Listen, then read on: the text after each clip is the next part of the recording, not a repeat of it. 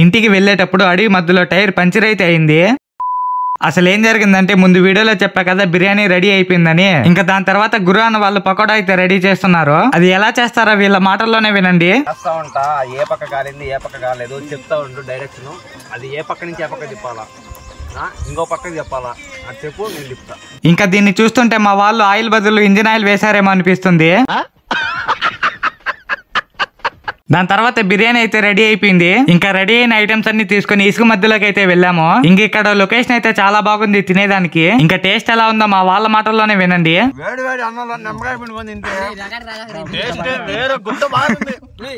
ఇంకా తిన్న తర్వాత అందరం కలిసి అలా వాటర్ లో పనుకొని కాసేపు చిల్ అయితే అయ్యాము. మేమందరం అలా వాటర్ లో ఉంటే విష్ణాథ్ మాత్రం ఒకటే అటు సైడ్ ఇటు సైడ్ పరిగెడతా ఉన్నాడు.